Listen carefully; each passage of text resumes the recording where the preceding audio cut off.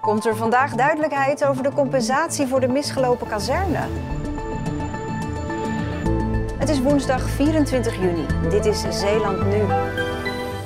Knops opnieuw in Zeeland voor overleg. Rappers schrijven muziek in vakantiehuis.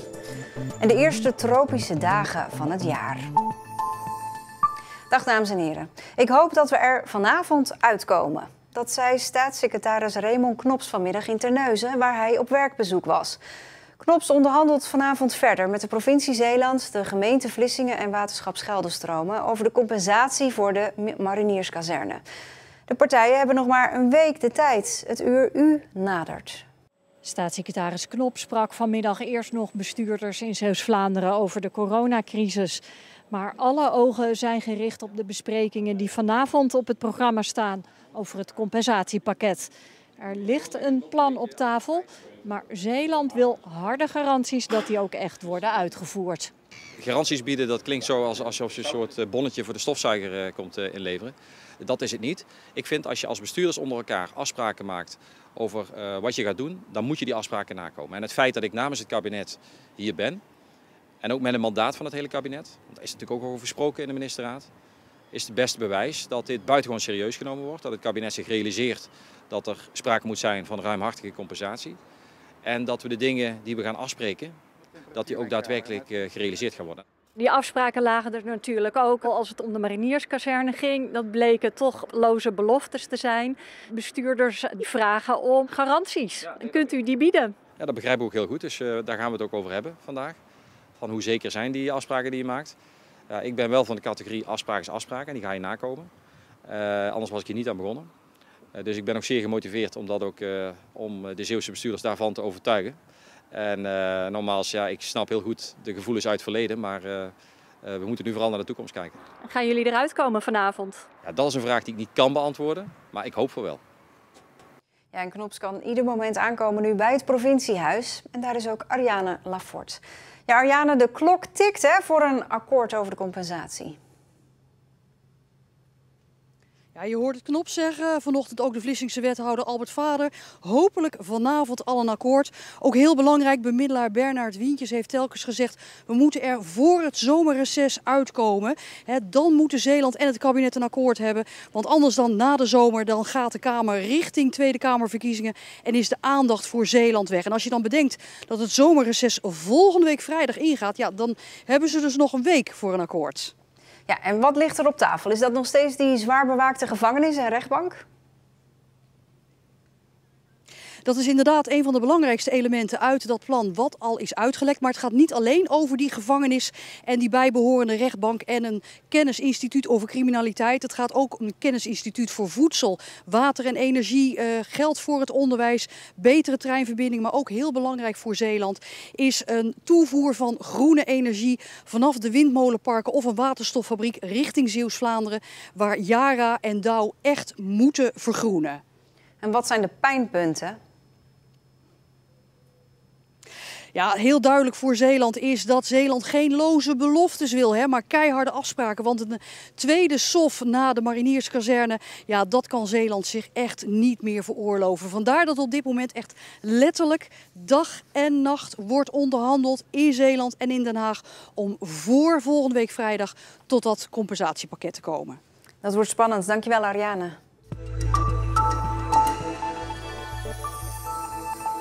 De rechtbank heeft een 21-jarige man uit Hulst veroordeeld tot een taakstraf van 240 uur voor het veroorzaken van een dodelijk ongeval. De man raakte in februari 2017 op de Hulsterse weg in Axel de macht over het stuur kwijt en botste tegen een boom. Een 18-jarige vrouw die bij hem in de auto zat kwam om het leven en een andere passagier raakte zwaar gewond. De rechtbank noemt de man onvoorzichtig en onachtzaam. Naast de taakstraf krijgt hij ook 3 maanden voorwaardelijk en een rijverbod van een jaar. De man werd vandaag ook veroordeeld voor een mishandeling. Hij was betrokken geweest bij een vechtpartij. De Belgische gemeente Kalmthout wil meepraten over de toekomst van de kerncentrale in Borselen. Als besloten wordt om de centrale langer open te houden dan 2033, dan wil de gemeente dat tegenhouden met behulp van inspraakprocedures, meldt de VRT.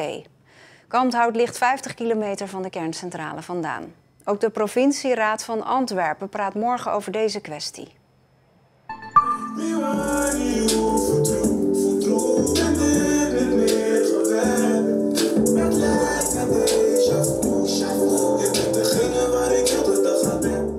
Het recept voor een zomerhit zet een groep rappers en producers een paar dagen in een vakantiehuisje in Kamperland en laat ze elkaar inspireren. De producer die is gewoon bezig met een beat en jij loopt gewoon rond. Je kan zeg maar gewoon in een room gaan en weer eruit. Dus je kan zeg maar even voelen van hoe voelt het hier? Nee, ja wel goed, niet goed. En dan stap je er gewoon in als het goed voelt en dan begin je te schrijven. De producer begint mee te denken. Na een uurtje komt er weer iemand binnenlopen. Die geeft weer inspiratie of geeft weer bepaalde woorden en daar speel je weer op in. Dus ja, op die manier. Vorig jaar was het eerste zogeheten schrijverskamp. Daar kwam toen een EP uit en dat moet nu toch ook wel weer lukken.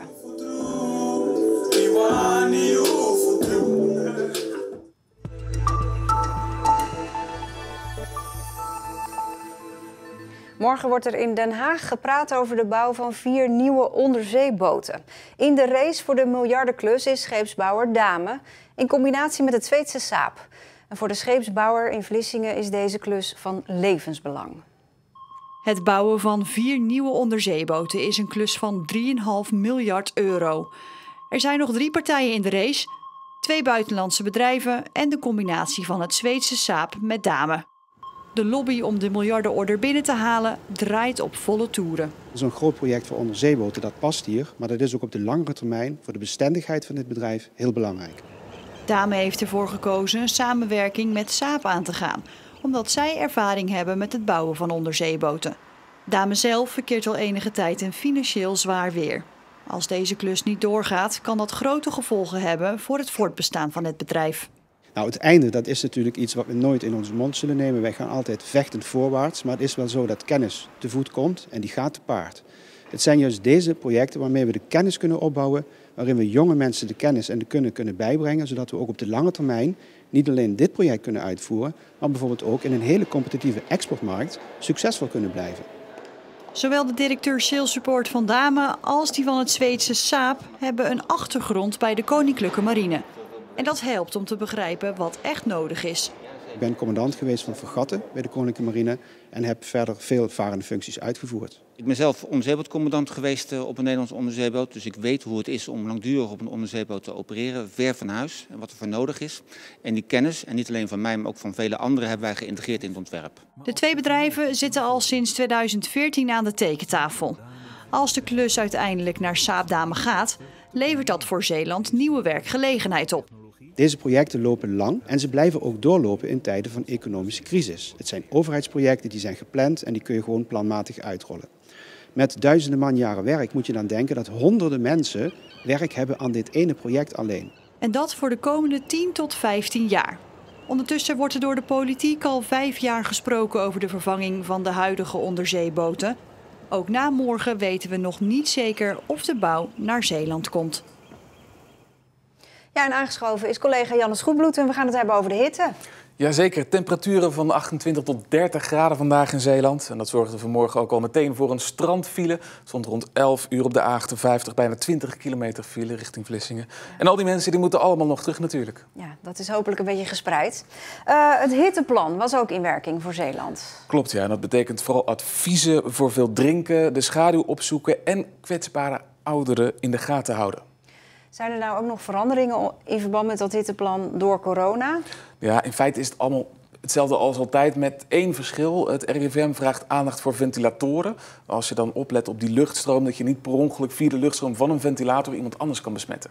Ja, ik kan me voorstellen dat je daar niet aan denkt als je zo'n ding aanzet. Dus dat is een goede tip. En wat deden de Zeeuwen vandaag op deze warme dag, behalve werken, zoals wij? Ja, het water opzoeken natuurlijk. En dan denk je natuurlijk aan het strand. Maar het kon ook gewoon in de stad, in Middelburg, bij het Molenwaterpark, waar vroeger miniatuur Walcheren zat. I want more berries and that summer feeling. It's so wonderful and warm. Breathe me in, breathe me out.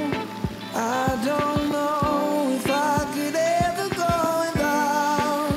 I'm just thinking out loud. I don't know if I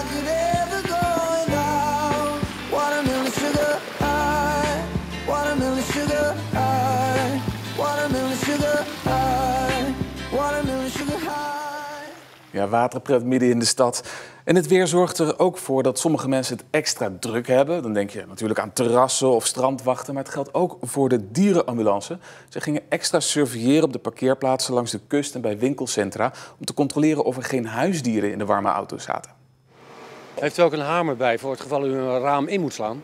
Ja, die heb ik wel bij me. Dat is in onze noodtas met een aantal noodvoorzieningen. Dit is een hamer, die is algemeen van de ANWB, zeg maar. Alle keer gebruikt? Nee, ik persoonlijk niet. Maar nogmaals, dat is een eerste overleg met de politie en we laten het meestal over aan hun. En overigens ook nog een waarschuwing voor het water van het waterschap. Als je een verfrissende duik wil nemen in een meer bijvoorbeeld. Er zit op veel plekken ook blauwalg in het water. Dat komt door de warmte en dat kan voor gezondheidsklachten zorgen. Ja, en hoe weet je dan dat de plek waar jij wil zwemmen veilig is? Ja, er is een website voor, zwemwater.nl. Maar ja, als je gewoon even zelf goed oplet en even, ja, als het water stinkt of er niet helemaal fris uitziet, dan zou ik er niet in gaan. Dan beter overslaan, dankjewel. Ja, en ook morgen wordt het warm, nog een graadje meer dan vandaag. Vrijdag ook, met later op de dag kans op regen en onweer. Zometeen kunt u kijken naar Op Jacht over de bouw van luxe jachten in Vlissingen-Oost. We hebben een klant en die wil op de LA200 wil die graag een open sundek hebben. Dan wil je dit gedeelte helemaal open Nou, wat hij eigenlijk wil is dat hij dus die schuifdeuren dat hij die weg wil. Ja. En dat hij dus die lift eigenlijk wil stoppen hier op het brugdek. Okay. Ja. Dus dat het tiek helemaal door kan lopen. Ja, er zijn nogal wat eisen aan zo'n jacht. Dat is nu, daarna het uitgebreide weer. Fijne avond.